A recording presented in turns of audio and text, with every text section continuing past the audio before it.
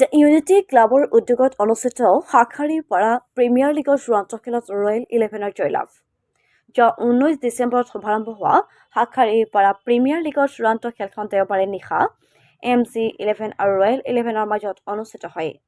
উক্ত খেলখনত MC11ৰ বিৰুদ্ধে তীব্ৰ প্ৰতিদ্বন্দ্বিতাৰে খেল জয়লাভ কৰিবলৈ সক্ষম হয় ৰয়েল ইলেভেনে।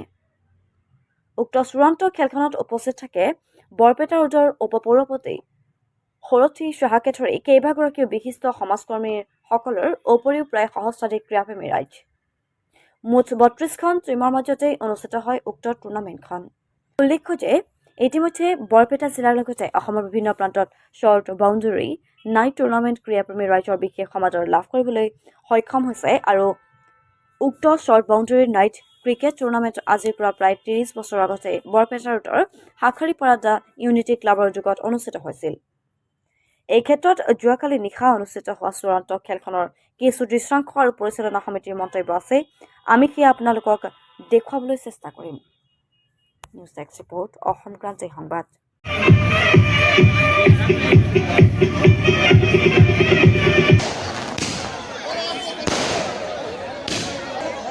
আমাৰ পৰিচালনা সমিতিৰ সকলো সদস্যক কৈছো, আপোনালোকে নিজ নিজ দায়িত্ববোৰ সুস্থভাৱে পালন কৰক। এয়া খালি বোমাবোৰ যিবোৰ পৰি আছে এইবোৰ ফিল্ডৰ পৰা আঁতৰাই দিয়ক। রয়্যাল ইলেভেন আমি সাগারাপাড়া যেটো প্রিমিয়ার লিগ দ্য ইউনিটি ক্লাবে আয়োজন করেছে, খুব ধুনীয়া আয়োজন করেছে। ইহঁতে বহুত ভাল লাগিছে। লাইটিং কক কমিটিৰ মেম্বাৰ কক সবে বহুত ভালকে আমাৰ লগত ট্ৰিট কৰিছে আৰু গোটেই টিম খেলি বহুত ভাল পাইছো ইয়াতে। তো আমি ফাইনেলি আহি 32টা টিমৰ খেলা আছিল, আমি আহি ফাইনেল আজি পালো, ফাইনেল আজি জয় হলো, বহুত ভাল লাগি আছে। তো সিজনৰ আমাৰ 5 নম্বৰ ট্ৰফি এইটো ৰয়্যাল ইলেভেনৰ।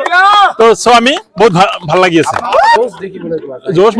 জোশ মানে আমাৰ 11টা প্লেয়াৰ যেটো খেলো, মানে টিমত আমি যেতিয়া খেলো 11টা আমি বেলেগ প্লেয়াৰ আমি বাহিৰৰ পৰা নানো, আমি 11টা যেটো লোকেল প্লেয়াৰ সেইকেইটা খেলো আমি। তো আমাৰ যেতিয়া আমি লোকেল 11টা খেলিম তো জোশটো বেলেগ হ'বই, সবকেইটা আমি জানা প্লেয়াৰ। এইটো বহুত ভাল পাইছো। তো বহুত আগত একবাৰ হৈছিল ইয়াতে টুৰ্ণামেণ্ট। ফাৰ্ষ্ট মানে শৰ্ট বাউণ্ডাৰী ক'লে আমি শাখাৰে পাৰা বুলি আগত গম পাইছিলো। ইহঁতে জন্ম দিছে, শৰ্ট বাউণ্ডাৰী জন্মটো ইয়াতে হৈছে। তো এইবাৰ বহুত বছৰ পিছত ইয়াতে আহিছে। তো আমি ভাবো যে নেক্সট ইয়াৰো ইয়াতে আহিব, ৰেগুলাৰ খেলা হ'ব, আমি খেলিম, ভাল লাগিব। আমিতো এইটো আমাৰ নিউ টিম, একদম ফ্ৰেছ টিম। আমি ইমান নেখেলোঁ, মোৰ ফ্ৰেণ্ড বহুত খেলি থাকে, এইটো ভাল কথা। এখন দৃশ্য মোৰো ভাল লাগিছে, কিন্তু যিটো মানে এৰেঞ্জমেণ্ট আছিল বহুত ভাল আছিল।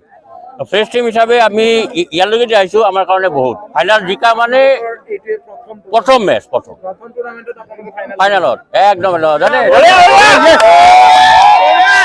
মোৰ ইনিচিয়েটিভ হয়। মই প্ৰথম ঘোষপাৰাত একবাৰ জইন দিছিলোঁ, তাতে মই ভালকৈ প্ৰদৰ্শন কৰিব পৰা নাই। তাৰপিছত মই ৰিটিং কৰিছোঁ, কৰাৰ পিছত মই মোৰ টিমটো বনাইছোঁ। বনোৱাৰ পিছত মই এইখিনি যে ছাকচেছ পাইছোঁ, মই ৰাতি অনুভৱ কৰোঁ। আজি মোৰ ফ্ৰেণ্ডে দিছে, মোৰ ইয়াতো ভাল লাগি আছে। আমাৰ কাৰণে আজি বেড লাক আছিল, এইটো বেলেগ কথা। নেক্সটত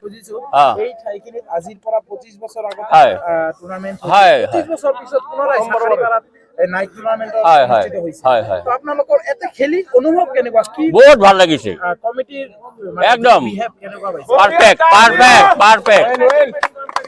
পারফেক্ট জন হোক, এম্পায়ারিং হোক, সব ভাল লাগিছে। ইভেন তো আমার যে প্লেয়ার বিলাক আছে আজি দুটো একেলগে লাগিছে, তো ফ্রেন্ড হয়, বেলেগ কথা। ভাল লাগিছে, আলাদা একটা এনভায়রনমেন্ট ক্রিয়েট কৰিছে তাৰ মানে। একদম মানে ভাল ক্ৰিকেট হ'ব লাগে, আন একো নহয়, ভাল ক্ৰিকেট। ভাগ্যৱান যে আমি আজি 25 বছৰ পিছত আমি এটা টুৰ্ণামেণ্ট, এটা নাইট টুৰ্ণামেণ্ট পাতিব পাৰিছোঁ, তাৰে এটা সাফল্য পাইছোঁ। আৰু বহুত প্ৰচেষ্টাৰ ফলত আজি এই টুৰ্ণামেণ্টটো আমি সাফল্য কৰিব পাৰিছোঁ। তাৰে আমি বহুত ধন্যবাদ দিছোঁ ৰাইজক প্ৰথমতে, দ্বিতীয়তে কমিটিৰ যিমানখিনি সদস্য আছে, সৰুৰ পৰা ডাঙৰলৈকে বয়সস্থলৈকে সকলোৱে বহুত সহযোগিতা কৰাৰ কাৰণে বহুত ধন্যবাদ। বিশেষকৈ আমাৰ কমিটিৰ যিখিনি ল'ৰা আছিল বহুত সহযোগিতা কৰিছে। তাৰপিছত বাকী যিখিনি 32টা টিম আছিল, টিমৰ প্ৰত্যেকটা মেম্বাৰে আমাৰ বহুত সহায় কৰিছে।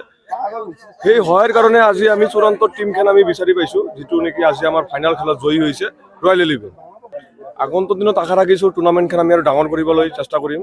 আগন্তুক দিনত আজি যদি আমি 25 বছৰ পিছত ইমানখিনি এটা সাফল্য পাইছোঁ, আগন্তুক দিনতো আমি 25 বছৰ আগন্তুক দিনত হ'ব আমাৰ ছেকেণ্ড টাইম হ'ব, আমি টুৰ্ণামেণ্টখন আৰু ডাঙৰ কৰাৰ চেষ্টা কৰিম।